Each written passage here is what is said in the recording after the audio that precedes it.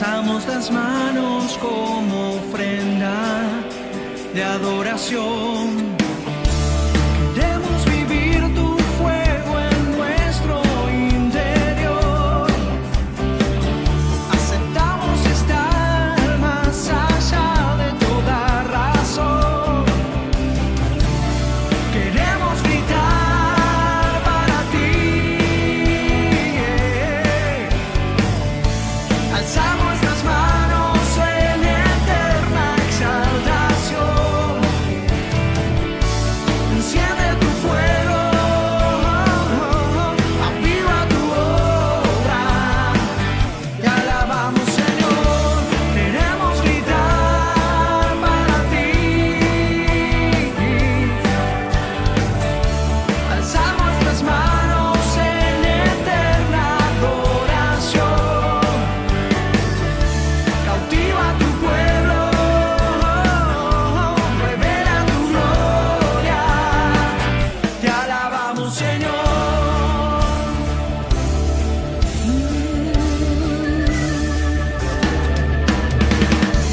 Te damos la gloria desde nuestro corazón. Alzamos las manos como ofrenda de adoración.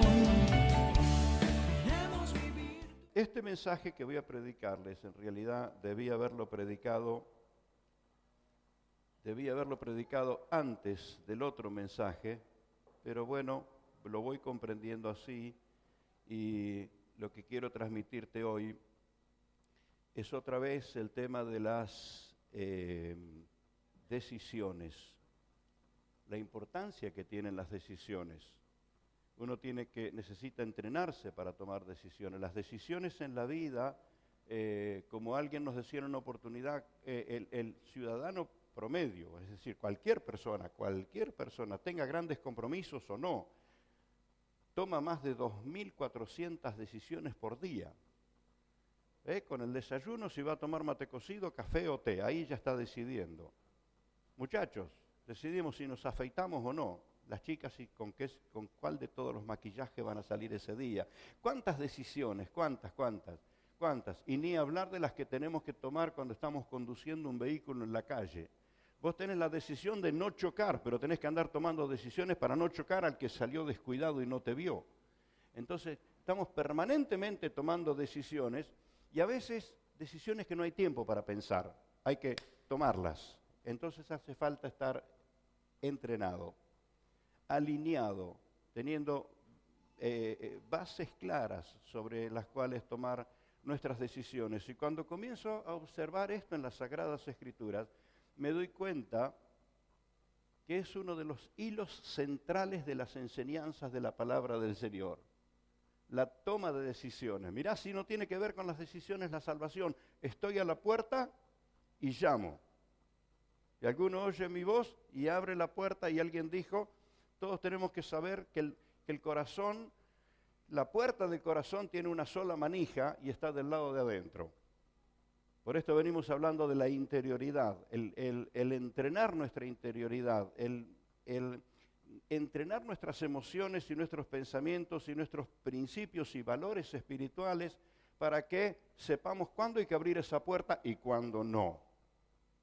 Porque hay momentos que no hay que abrirla y hay momentos que sí hay que saber abrirla. Entonces, nuestro espíritu, nuestra alma, englobando todo aquello, estoy viendo cómo puedo llegar a expresar en una sola palabra, y algún día voy a utilizar esa palabra, cómo hablar de todo lo que compone la interioridad de una persona.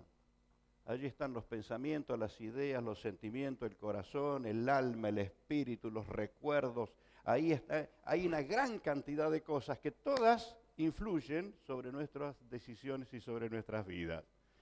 Por esto la importancia de entrenarnos. Yo tengo que entrenarme con la hora para que no se nos haga tarde hoy, porque tenemos una tarea que hacer con algunos de los muchachos. Cosas que nos han venido quedando pendientes porque la cuarentena no nos dejaba, no teníamos la posibilidad, así que ahora vamos a ir tratando de atender lo que no pudimos atender en el correr del tiempo. Así que tendré que cuidar mucho que no se me escape la hora. ¿Cuento con el 100% de tu atención? Gloria a Dios, la mitad me va a escuchar con muchas ganas. ¿Cuento con toda tu atención? Amén. Mire, ¿a qué punto Jesús llevó a los discípulos donde ellos tuvieron que tomar una decisión? ¿Recuerda cuando Jesús multiplica los panes y los peces y alimenta una multitud? Y están todos felices y están todos contentos. Mire, estaban esperando para coronarlo rey. Ellos creían que ya tenían solucionado su cuestión política. Que de paso te digo, espero que en esta semana, donde vamos a llegar al domingo que viene, y tenés la responsabilidad como ciudadano de emitir tu voto, tu elección siga siendo el Señor Jesucristo y no tengas tus ojos en esperanzas de esta tierra.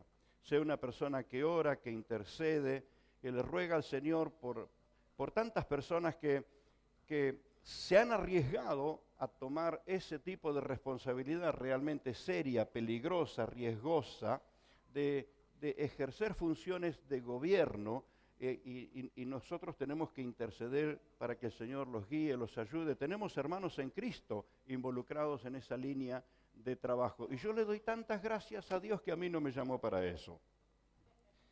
Por eso intercedo por los hermanos que están allí. Y le digo al Señor, gracias Señor, que no me llamaste a mí a esa función. Pero que siempre tu elección sea el Señor Jesucristo. Amén. Y en aquella ocasión Jesús multiplica los panes y los peces, y esto nos lo cuenta capítulo 6 de San Juan, y llega a versículo 65, y Jesús le dice, por eso os he dicho que ninguno puede venir a mí si no le ha sido dado por el Padre, si no le fuere dado por el Padre. Desde entonces, muchos de sus discípulos volvieron atrás y ya no andaban con él.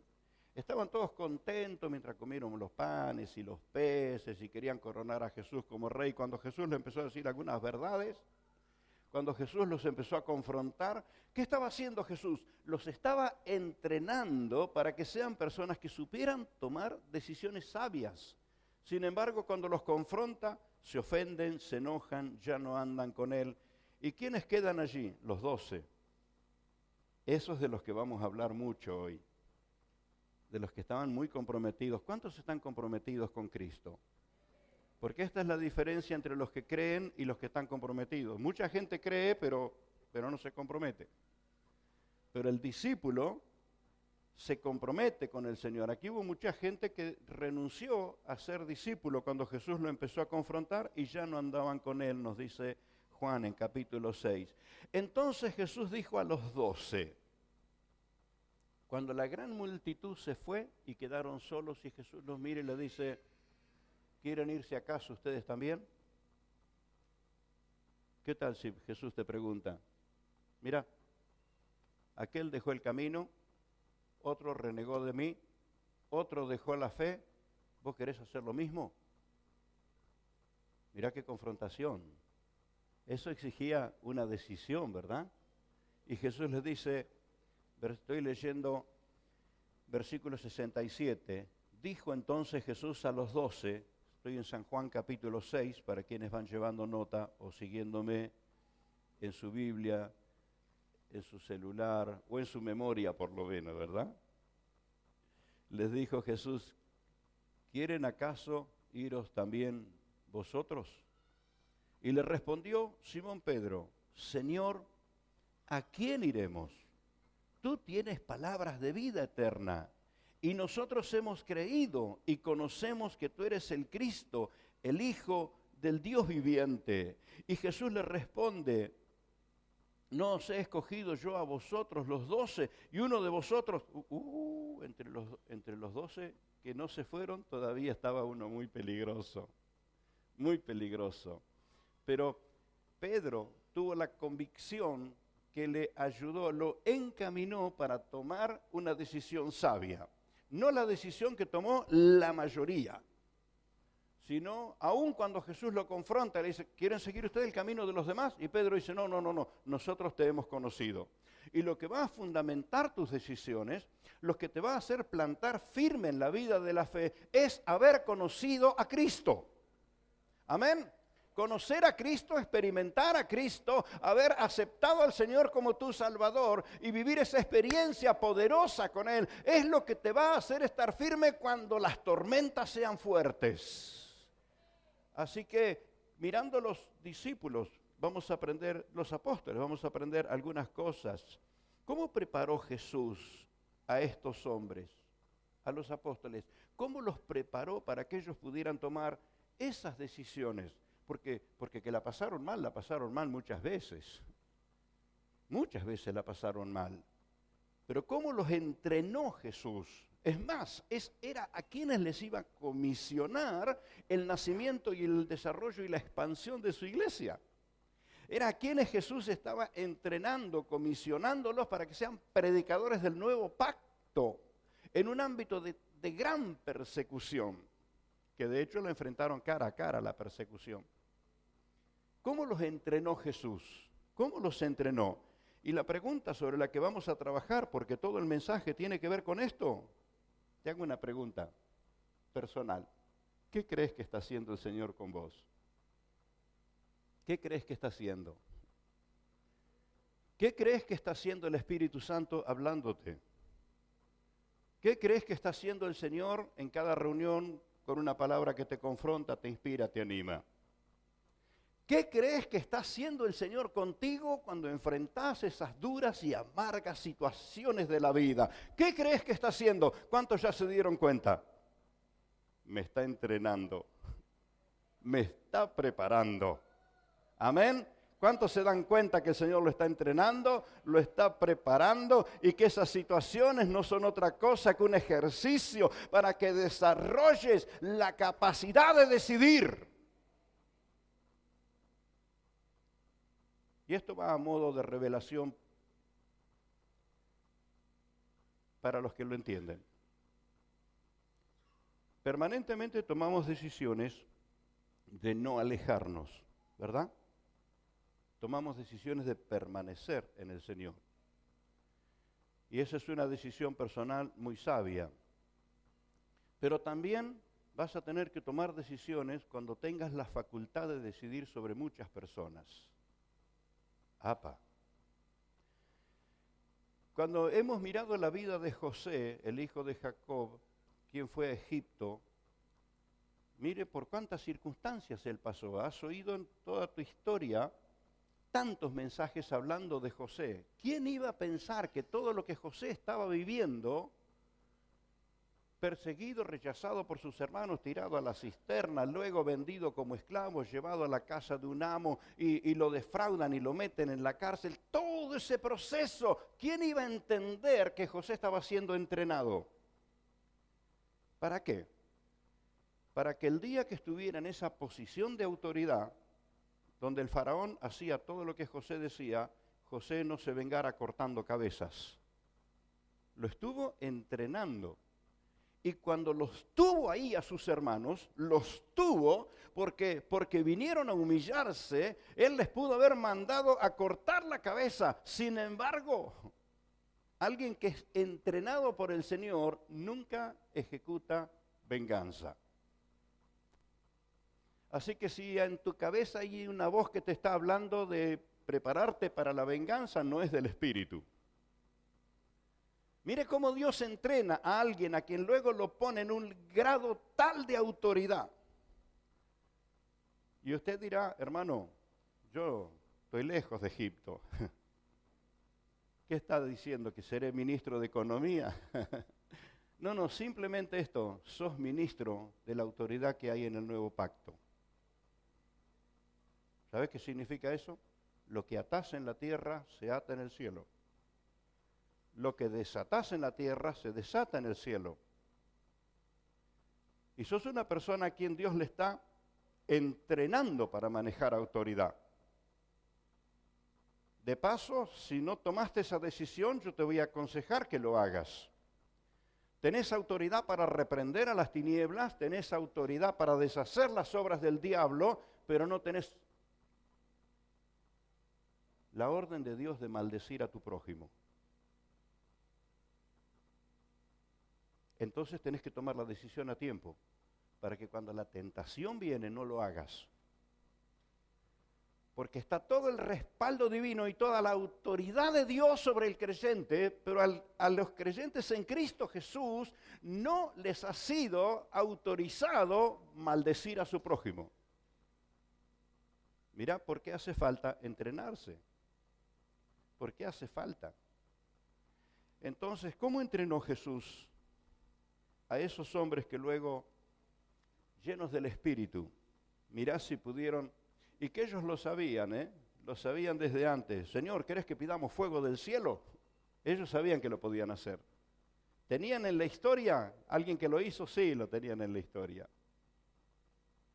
¿Cuántos conocieron la situación del profeta Elías? Que después de confrontar a un rey que estaba cerrado y decretar la sequía sobre la tierra, cuando el rey manda soldados a buscarlos, los incinera por grupo. 50 soldados. Profeta, el rey dice que vengas, y él decía, si soy profeta de Jehová, caiga fuego sobre ustedes, y ¡blum! Chamuscó a todos juntos, quemó a todos. Y una vez, y otra vez, y otra vez. Entonces, claro, Juan y Jacobo sabían que se podía hacer y le dijeron a Jesús, nos maltrataron allá, ¿querés que pidamos? Y Jesús les dijo, no, de ninguna manera, ustedes pertenecen a otro espíritu. Y en el entrenamiento que Dios nos da es que aprendamos a vivir en el espíritu de Cristo, no en el espíritu propio, y mucho menos en el espíritu de las tinieblas, mucho menos. Así que tiene que entrenarnos. Y esto fue lo que hizo con aquellos varones que, mire, si pudieron haber tenido autoridad para maldecir. Pero tengo una cantidad de pasajes de las Escrituras que seguramente en la semana los hermanos irán compartiéndote distintos versículos. Lo que hoy vamos a ver es cómo prepararnos nosotros para tomar decisiones. Porque tendrás que tomar decisiones y no va a estar el consejero al lado tuyo. No habrá tiempo de decir, voy a la reunión esta noche y le pido a los hermanos que oren por mí, que me den un consejo. Voy a esperar el fin de semana y a ver si el pastor Eduardo me da un minuto para que yo le cuente. No, habrá decisiones que tendrás que tomar ahí, sin que haya nadie para decirte cómo hacer. Habrá decisiones que tendrás que tomar. ¿Y sabes qué está haciendo el Espíritu? Te está entrenando para eso, para que no fracases. No solamente cuando enfrentes tentaciones pecaminosas. A veces hay tentaciones que no tienen la máscara de pecado, pero tienen que ver con el desarrollo de la propia maldad de uno, y queremos usar el poder del Señor para maldecir.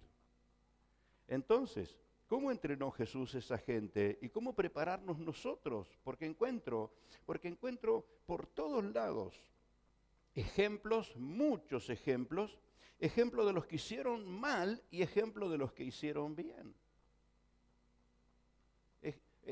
Cuando miramos las decisiones de Cristo, las decisiones del Señor Jesús, decimos, Señor, enséñame a tomar decisiones como vos las tomaste. Fue muy duro la decisión en Getsemaní. Y llega a manifestarlo y decir, Padre, si es posible, pasa de mí esta copa. ¿Sabes de qué copa estaba hablando? Estaba hablando de ir a la cruz. Y él tiene que asumir que no hay otra forma de redimir la humanidad. No hay otra forma de liberarte de tus pecados. No hay otra forma de salvar mi vida. No hay otra forma que haberse entregado en el Calvario. Y lo dice, nadie me quita la vida, yo doy mi vida. Y la decisión de algo que estaba facultado, absolutamente facultado para darle la orden a los ángeles que lo defiendan. Y él pudo haber pedido que se hagan manifiesta legiones de ángeles y ejecutaran ahí con fuego, con lo que sea, que ejecutaran juicio contra los que lo estaban llevando al Calvario. Pero la pregunta es, que la respuesta está, ¿lo hizo Jesús? ¿Pidió que vengan los ángeles? No. ¿Por qué? ¿Por qué si él podía decidir que sí? Porque él tenía decidido no salvarse a sí mismo, sino salvarte a vos. Él tenía decidido salvarme a mí. Él tenía decidido nuestra salvación, aunque sabía que el precio era costosísimo. Es más, cuando está entrenando a los discípulos, les dice, es necesario, yo voy a ir a Jerusalén, voy a ser maltratado, me van a matar y al tercer día voy a resucitar. Y los discípulos lo escuchan y no entienden nada, pero los estaba entrenando. Quiere decir que toda persona necesita capacitación para tomar decisiones. Y hay decisiones que hay que tomarlas sin tiempo, por eso el entrenamiento previo, la capacitación previa. Porque la capacidad de decidir está instalada en nuestra interioridad. Las decisiones se toman adentro nuestro, ya sea en el pensamiento, en el sentimiento, en el corazón, hay decisiones que se toman con el estómago, ¿verdad? Pero está adentro nuestro, en nuestra interioridad, está esa facultad con la que Dios nos creó. Dios nos hizo capaces de decidir, por esto nos entrena. Esa facultad innata necesita ser nutrida, necesita ser capacitada, necesita ser entrenada. Por eso, en nuestra interioridad, la facultad de decidir hay que nutrirla, hay que instalarle principios, hay que instalarle fundamentos de las Escrituras, hay que entrenarla. Y esto es lo que hace el Señor con nosotros, nos entrena, nos entrena. Veamos algunas cosas de cómo Jesús entrenó a los discípulos.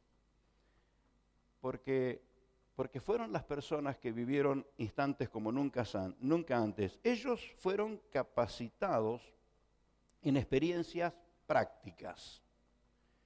No se habla, no se sabe, existían, por supuesto, los grandes centros de capacitación de los pensadores, existían los grandes centros de capacitación teológica. De hecho, Pablo era un hombre entrenadísimo en teología. Pero Jesús toma personas y les da un entrenamiento práctico.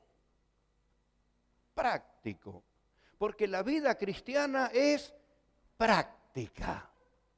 Decilo conmigo, la vida cristiana es práctica. Así que vamos a mirar algunos detalles. Jesús los llama donde estaban y cómo estaban.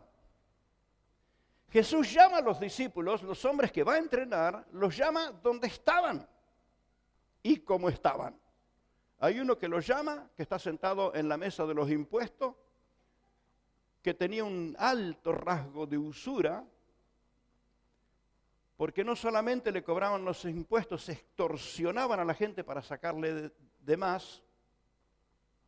Todo parecido con la realidad, simple casualidad. Y ahí está Mateo, justamente, quien luego escribe uno de los evangelios. Ahí está sentado en el lugar donde oprimían a la gente para hacerle pagar sus impuestos. Donde estaba y cómo estaba. Jesús le dice, seguime. Así que donde estabas y cómo estabas, Jesús te dijo, seguime. Amén. Los tuvo con él y él estuvo con ellos. No fue que les dijo, júntense por allí, nos vamos a ver una vez por semana. Aquí les mando unos WhatsApp, unos mail. Los tuvo con él. Caminó con ellos y ellos caminaron con él. Y Jesús, me imagino cuántas veces dirían entre ellos, ¿cuándo va a parar? Estamos cansados. Estamos extrañando a nuestra esposa, a nuestros hijos. Y Jesús, dale, y dale, y dale, y dale. Me imagino esos hombres. Jesús los tuvo con él y él estuvo con ellos. Él estuvo con ellos cuando por allí hablaban de algo y se ponían a discutir. Y les decían, paren. Los reyes de la tierra se enseñorean de la gente, pero ustedes no. Y les enseñó cómo tratarse unos a otros.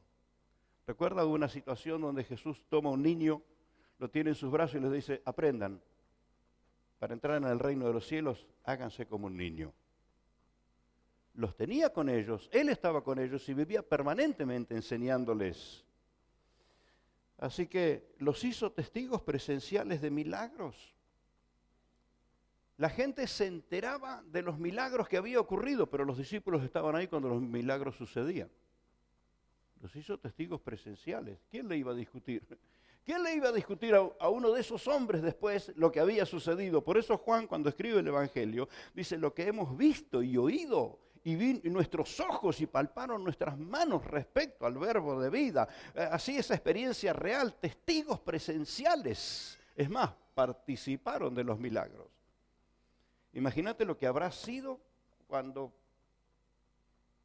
le dicen al Señor: ¿por qué no despedís la multitud? Porque esta gente se va a morir de hambre. Y Jesús dice: no los quiero dejar que se vayan porque van a desfallecer por el camino. Denle ustedes de comer. Nosotros, nos van a comer a nosotros esta gente. Y estos que no sabían, y Jesús sabía lo que iba a hacer, pero los estaba confrontando para que aprendan a depender de Él. Y los entrena en modo práctico. Y esos que en un momento están tratando de lavarse las manos porque ellos no tenían posibilidad, rato después son ellos los que están llevándole el pan a la gente. Son ellos los que están alimentando a la multitud.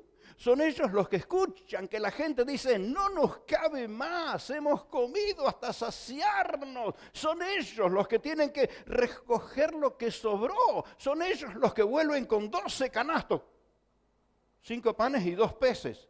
Pero después de alimentar a una multitud, vuelven con lo que había, porque los milagros exceden a la necesidad. Esos hombres vieron todo eso, así que los convirtió en oyentes permanentes de sus enseñanzas. Y quiero pedirte que seas un buscador permanente de las enseñanzas de Jesús. No, yo tengo una cajita, hermano, ahí que digo: en el nombre de Jesús. Saco un cartoncito.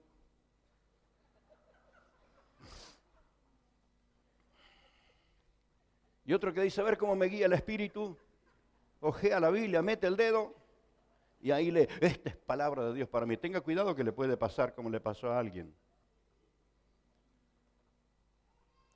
Porque no hay que jugar al acertijo ni a la casualidad con la palabra del Señor. Mire a Cristo, sígalo en su ejemplo, sígalo en sus enseñanzas, sígalo en sus directivas. Porque alguien que hacía así, metió el dedo y lee: Judas fue y se ahorcó. Dice: no, esto es muy tétrico, esto no es del Señor. Y vuelve a hojear la Biblia y pone el dedo y lee: ve tú y haz lo mismo.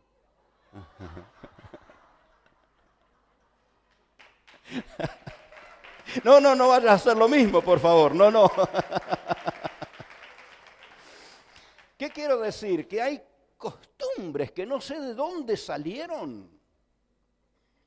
Si bien por allí abrir las Escrituras y leer un pasaje nos ha ministrado, nos ha hecho bien, pero sea un oidor permanente de Jesús. Un oidor permanente. Las otras semanas, cuando les estaba hablando respecto de nuestras decisiones, llevarlas a la luz de las Escrituras, ahí es cuando nos damos cuenta que no conocemos las Escrituras. Cuando debiéramos preguntarnos ante cada situación: ¿qué enseñó Jesús sobre este tema? ¿Qué directiva tengo yo de parte del Señor? Ahí es cuando me doy cuenta que nunca me enteré qué dijo el Señor. Pero quiero decirte que no hay tema del que Jesús no haya hablado.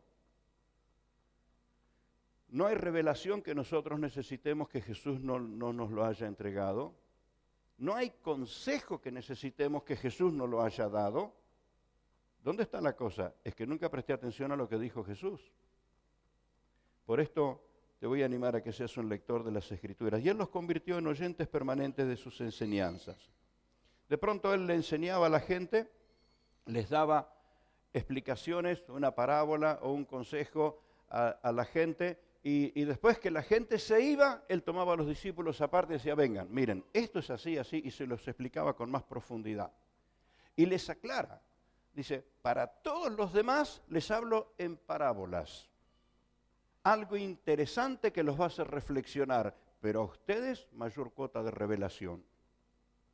Por eso cuando alguien tiene la decisión de caminar con Cristo, se va a sorprender que el Señor le va a abrir la mente, le va a abrir los ojos, le va a abrir el corazón, y pasajes que leíste toda la vida y que los pasaste de largo, cuando decidiste caminar en las pisadas del Señor Jesucristo, esos pasajes van a hablarte acá adentro poderosamente.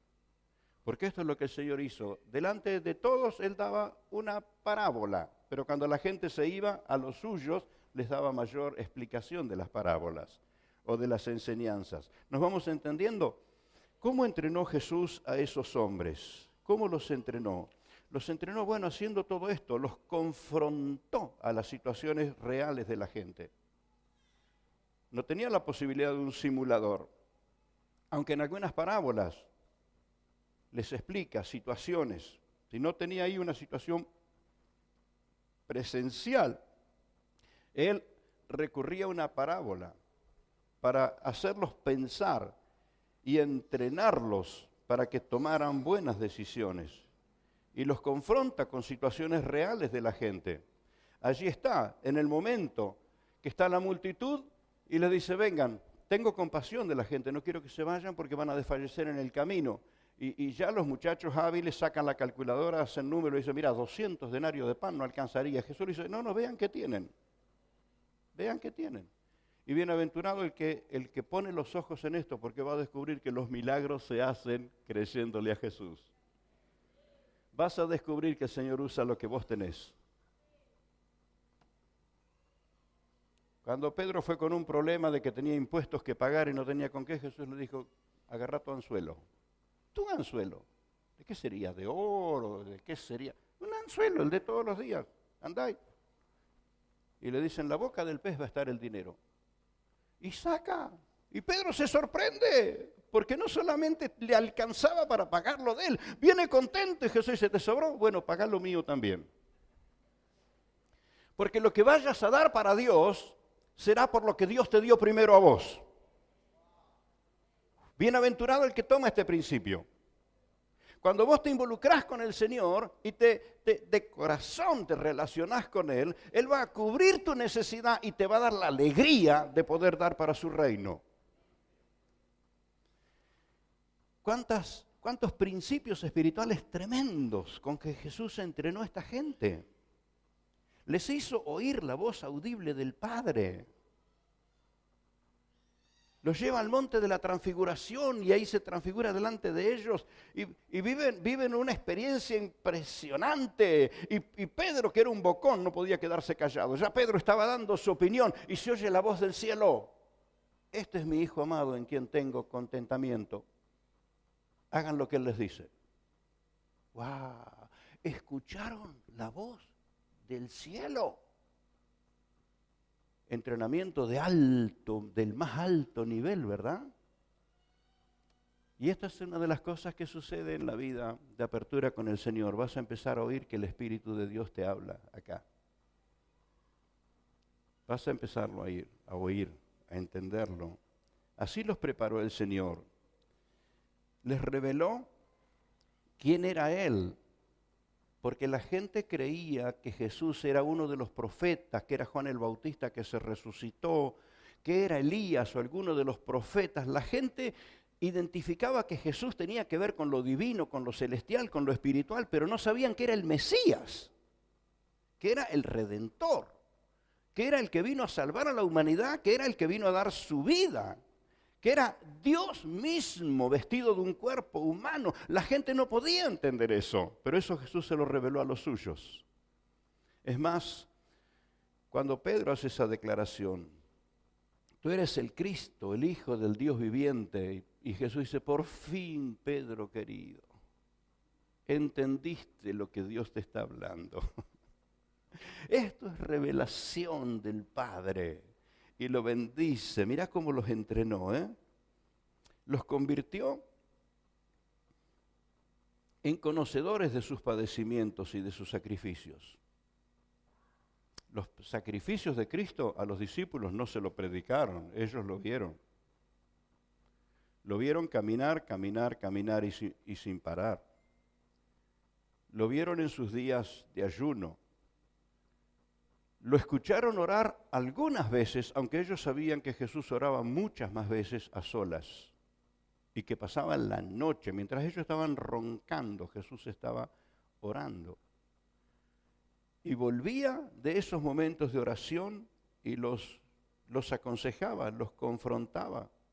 Y les dice, vamos a ir a Jerusalén y voy a padecer mucho. Y los entrena y les dice lo que va a pasar. Y me van a matar, pero al tercer día voy a resucitar.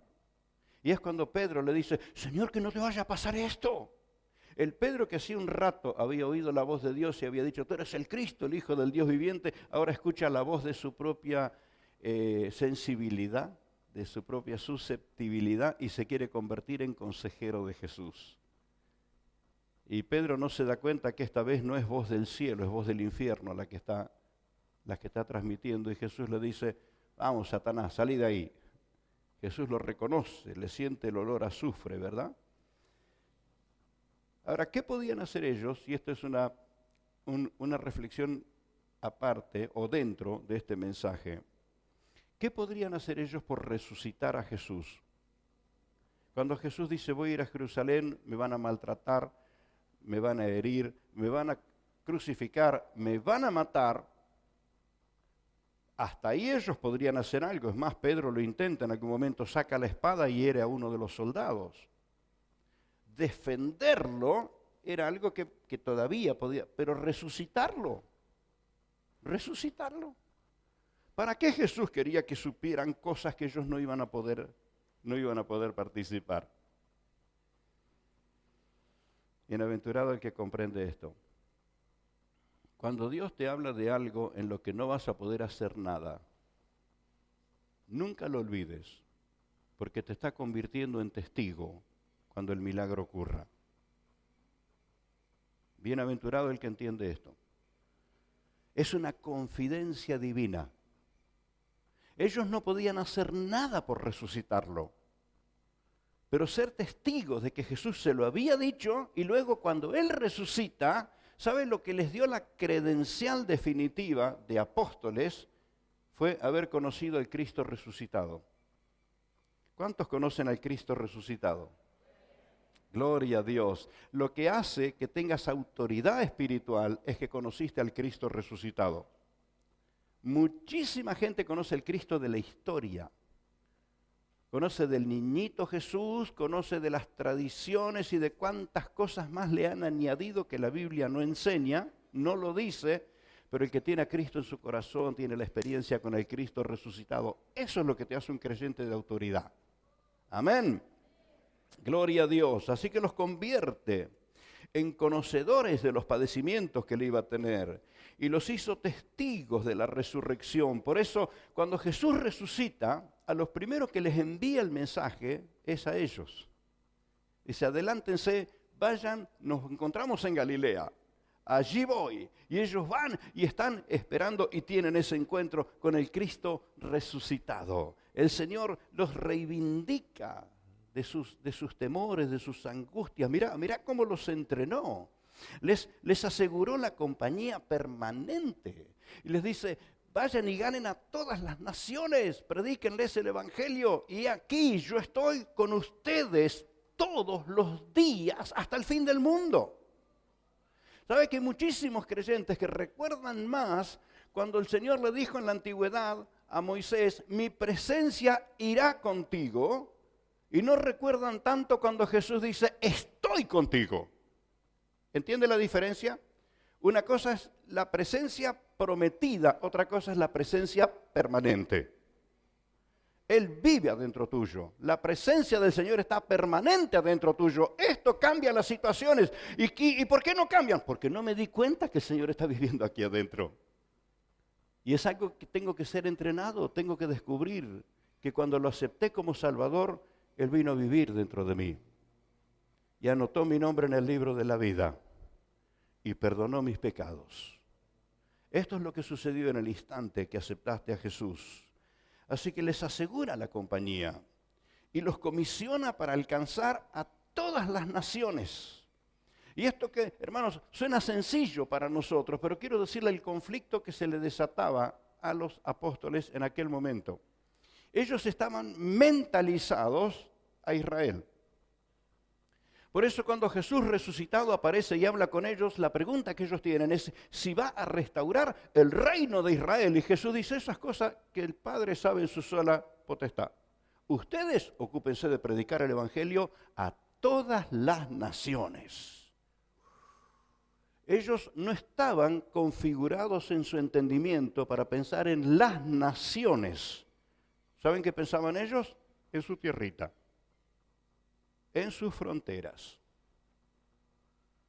Ellos pensaban solo en su nación, pero Jesús quería que el mundo entero lo conozca y gloria a Dios, que en el mundo entero se predica el nombre de Jesús. Por eso de toda tribu, nación y lengua están presentes delante de Él adorándolo eternamente.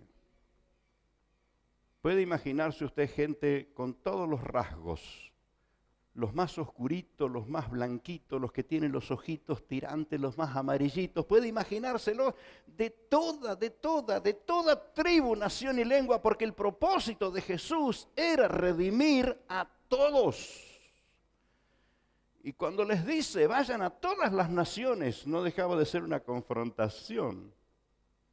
Es más, hay una discusión entre Pablo y Pedro, porque cuando van a Galacia, una iglesia gentil, no eran judíos, eran gentiles como nosotros.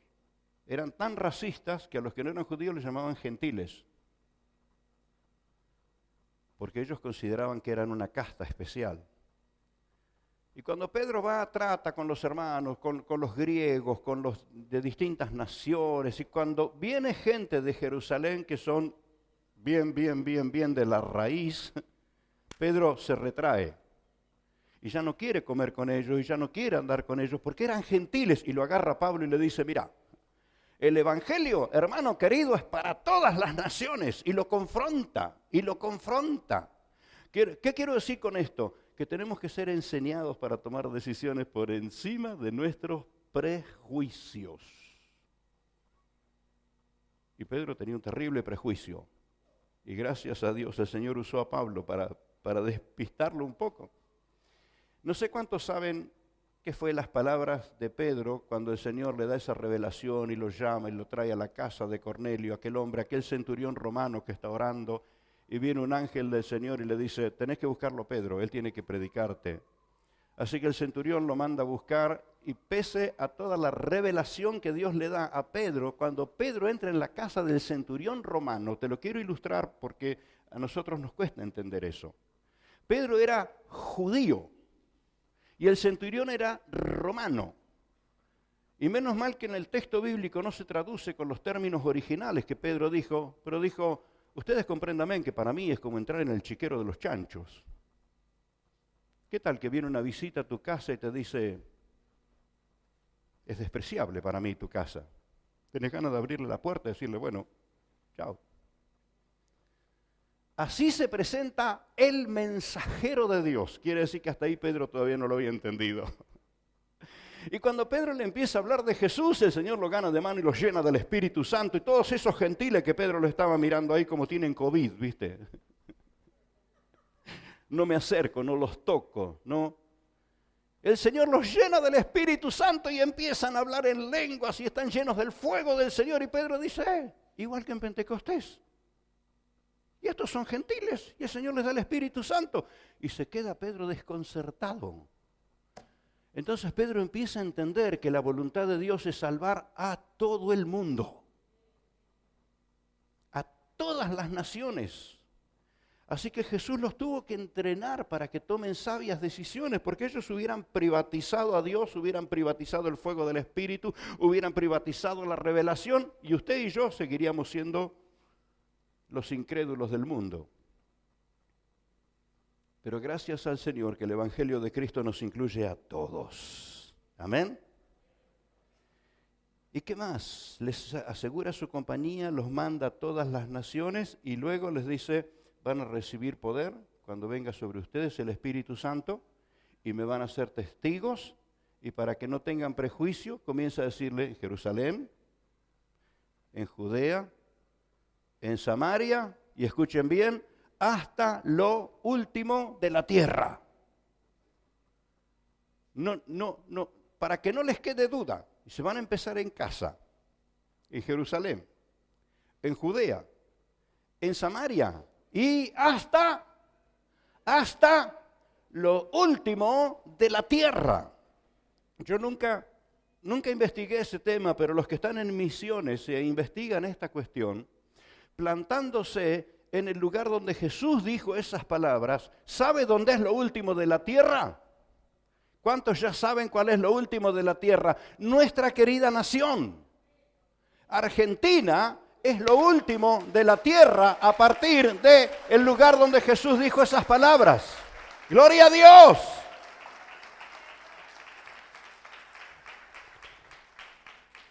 Si ellos no hubieran recibido esa comisión de Jesús, ¿vos te crees que alguien te hubiera predicado el Evangelio? Estaríamos perdidos en nuestros delitos y pecados. Pero la orden de Jesús es no dejen rincón de la tierra donde no llegue el mensaje, donde no llegue la palabra. ¿Entiende? Les tuvo que dar ese entrenamiento. ¿Por qué? Porque ellos serían quienes conducirían el desarrollo, el establecimiento de la iglesia de Cristo. Ellos serían los predicadores del nuevo pacto. Para quienes no les es familiar esto que estoy diciendo, hasta que Jesús, el Cordero de Dios, murió en el Calvario, pagando el precio para la redención de todos, hasta ahí estaba vigente la ley de Moisés.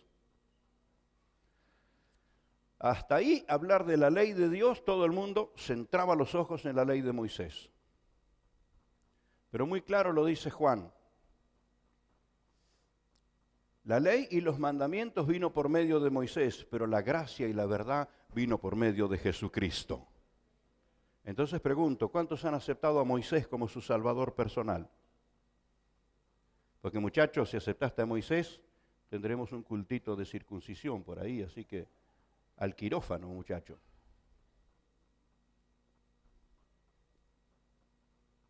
¿Y a las chicas?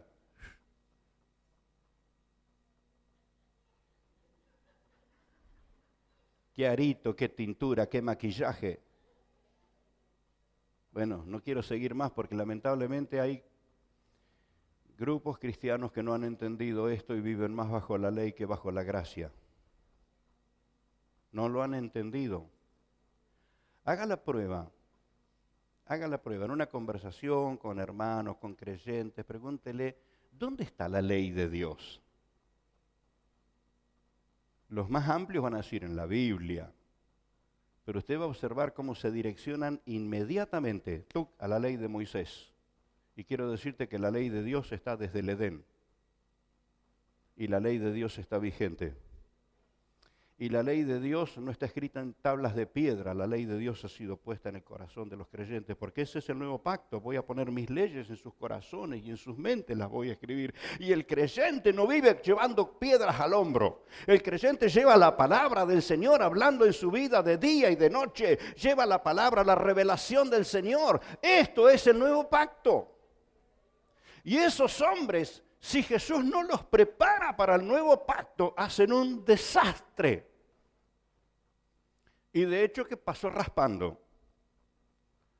En Jerusalén se enteran de que aquel Saulo de Tarso, que se convirtió y anda predicando ahí, que nadie se tiene que circuncidar, lo mandan a llamar. Vení acá, Pablo. ¿Qué estás enseñando vos? ¿Qué estás hablando? Y Pablo les habla del nuevo pacto. Y cuando le quieren discutir, Pedro dice, miren muchachos, la verdad, yo fui a predicar a la casa de Cornelio y me quedé sorprendido porque a estos gentiles Dios los llenó del Espíritu igual que a nosotros. Y finalmente no le prohíben, porque ¿saben qué iban a hacer? Le iban a prohibir a Pablo que predique lo que Pablo estaba predicando. Pero porque recibieron el entrenamiento que Jesús les dio. Y porque ahora el Espíritu de Dios estaba en ellos, no metieron la pata. Porque le iban a prohibir que predique el mensaje de la gracia. Mire qué importante fue que esos hombres recibieran entrenamiento de Jesús. Qué importante, porque ellos iban a ser los punta de lanza, ellos iban a ser los que le dieran el impulso, el nacimiento, el desarrollo a la iglesia del Señor Jesucristo en el nuevo pacto. Y por eso, cuando usted lee Romanos capítulo 8, si no lo entendió hasta ahora lo va a entender, que dice que la ley del Espíritu de vida en Cristo Jesús me liberó de la ley del pecado y de la muerte. Porque en los sacrificios de la ley se hacía memoria de los pecados. En los sacrificios que se hacían bajo la ley era para decirte por cuántas cosas ibas a ser condenado. Bajo los sacrificios de la ley era para que te dijeras mejor que viniera el Salvador, porque si no vos, chao, de cabeza al infierno.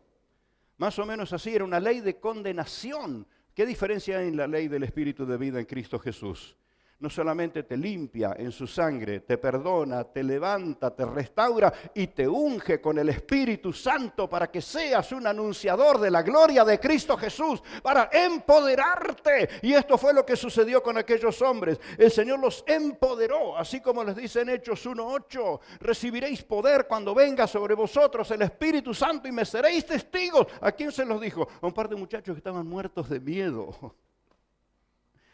Estaban muertos de miedo, porque los que habían perseguido a Jesús ahora los perseguían a ellos, y tenían miedo que los agarren los judíos antes. Pero cuando están en Pentecostés esa noche se reúnen y están con las puertas cerradas, porque no sea cosa que venga algún perseguidor, el Espíritu Santo viene sobre ellos y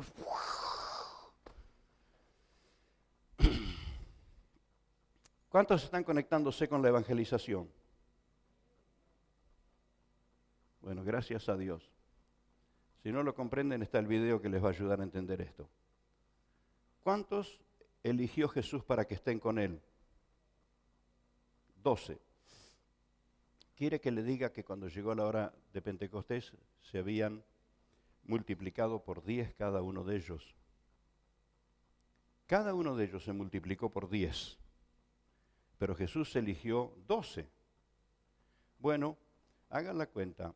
Si había 120 en el aposento, y usted me dirá, pero había 120, pero Judas no estaba. Ahora hagan la cuenta. Si 11 se multiplican por 10, son 110, ¿verdad? Más los 11, va a encontrar que son 121. ¿Cuántos había en el aposento alto? 120. Multiplíquese, mi hermano. Multiplíquese. Multiplíquese en 5, en 10, en 15, en 20. Eso es la vida del Evangelio. Multiplíquese, ganando a otros para Cristo. Amén. Ellos habrían de desarrollar el establecimiento de la iglesia de Cristo, y Jesús dice, da características muy claras. Estableceré mi iglesia y las puertas del Hades, el infierno, no van a prevalecer contra ella. Está hablando de que la iglesia del Señor es imparable. Ni en las puertas del infierno. ¿Y sabe quién fue el primero que pateó las puertas? Fue Jesús. En las horas que su cuerpo estaba en el sepulcro, Él fue al mismo infierno, pateó las puertas y le arrebató al diablo la llave que el diablo le había arrebatado en el Edén a Adán. Mira qué características tiene la obra que Jesús instaló sobre la tierra. Bienaventurados los que comprenden esto. Ellos eran los actores responsables de conducir el desarrollo de lo que Cristo estableció. Amén.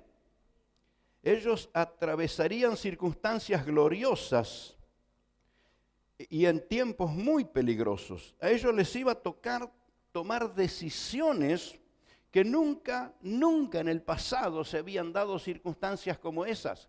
De hecho, estos hombres les iba a tocar circunstancias que nunca habían ocurrido en el pasado.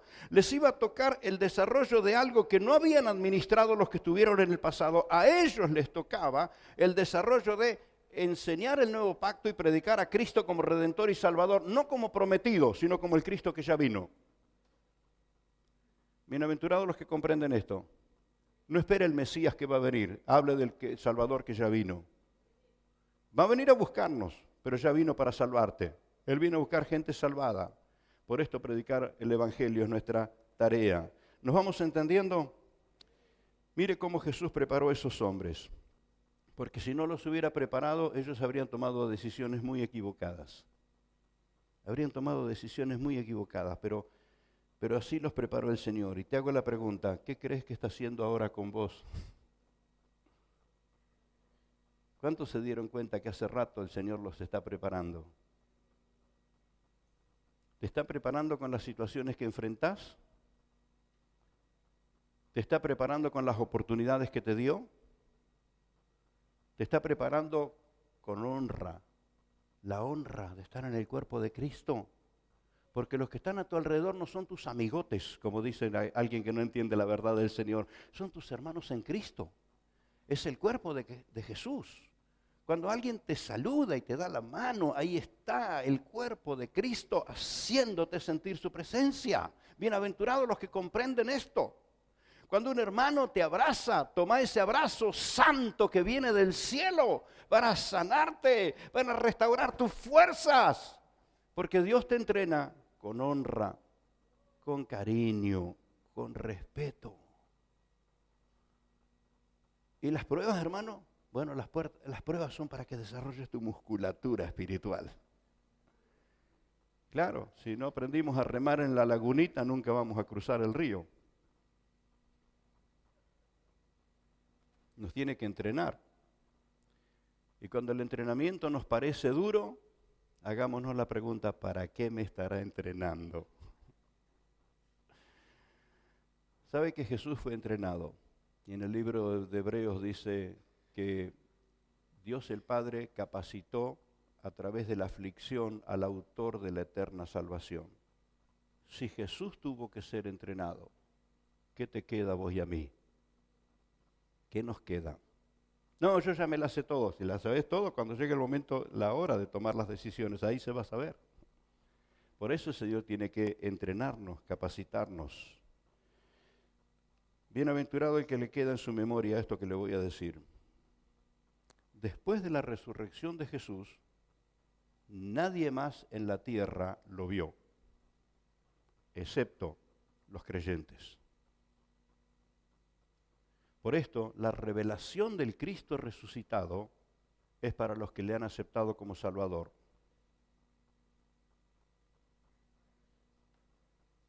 Por eso cuando Jesús les dice, un poco más y el mundo no me verá más, pero ustedes me van a ver. Y los discípulos dicen, ¿cómo es esto, Señor? Que nosotros te vamos a ver y el mundo no te va a ver. ¿Cómo es esto? Exactamente así sucedió. Después de la resurrección, Jesús no apareció juntando a las multitudes. Jesús apareció yendo en forma específica a los que le creyeron. Jesús apareció en la orilla del mar, donde estaban pescando esa noche que ya olía a fracaso y a hambre, y les da directivas. Jesús aparece donde ellos están reunidos con las puertas cerradas. Y aún Tomás, que escuchó tanto las indicaciones de Jesús, le cuesta cuando los demás dicen, vino Jesús y estuvo con nosotros. Y Tomás dice, no me vengan a mí con esas cosas. Yo, si no veo, no creo. Y en la próxima aparición de Jesús, tiene un encuentro personal. Tomás, vení aquí. Mete tus dedos acá. Vení, Tomás, mete tu mano acá en el costado. Vení. Esto va de chapa, lo que le voy a decir. Lo queda en el video, ¿verdad? Escuche esto. Cuando los clavos entraron en las manos de Jesús, ¿cómo estaba Jesús en ese momento? ¿Cómo estaba Jesús en ese momento? Estaba vivo. O sea que los clavos entraron en sus manos y en sus pies, y la corona de espina, estando vivo. Estando vivo. El doctor Daniel López Rossetti, como profesional médico, hace una explicación de los padecimientos de Jesús. ¿Qué significó los clavos entrando en su mano? Los nervios que los clavos tuvieron que traspasar y todo el impacto de dolor que que se sucedió en su cuerpo. 3 o 4 minutos de esa explicación que es, si no te dio escalofrío antes, te da cuando escuchas eso. Pero coincidimos en esto. Cuando los clavos traspasaron sus manos y sus pies, estaba vivo. El Cordero de Dios que quita el pecado del mundo, porque el Cordero se ejecutaba cargándole los pecados sobre sí. Y ahí estaba el Cordero de Dios asumiendo nuestro lugar. Cuando el soldado se le ocurre clavar la lanza en su costado, que no había aparentemente razón alguna, ¿cómo estaba Jesús en el momento que la lanza entra en su costado? Ya estaba muerto. Ya había pagado el precio, ya había pagado por el perdón de toda la humanidad, pero la lanza entra en su costado cuando estaba muerto. Muerto a los ojos de los que lo estaban viendo ahí, porque su espíritu nunca estuvo quieto. Muerto físicamente su cuerpo, pero su espíritu destruyó el poder de las tinieblas, exhibiéndolos públicamente, triunfando sobre ellos en la cruz. Ahora, estas 3 instancias que hacen a la vida de un creyente, por eso Jesús lo lleva a Tomás, que luchaba con la incredulidad, lo lleva en estas 3 instancias.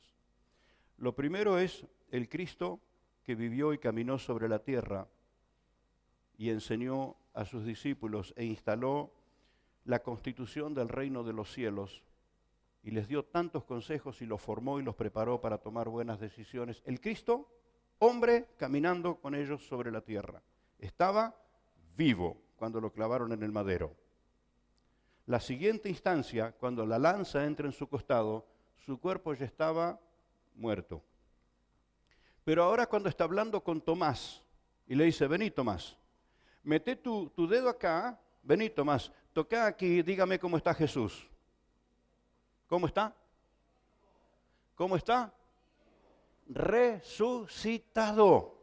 Y esta es la experiencia del creyente. El que no tuvo una experiencia y no conoce y no creyó en la resurrección de Jesucristo es un buen religioso.